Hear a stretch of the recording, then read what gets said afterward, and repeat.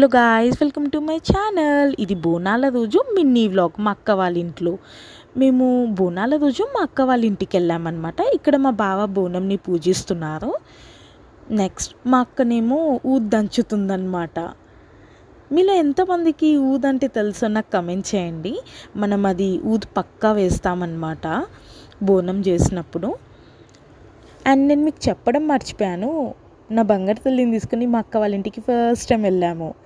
So మా అక్క బంగారు తల్లికి పట్టు లంగా కుట్టించిందనమాట.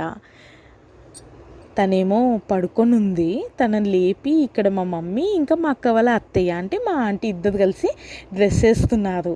తనేమో ఏడుస్తుంది నిద్రలకి లేపినందుకు.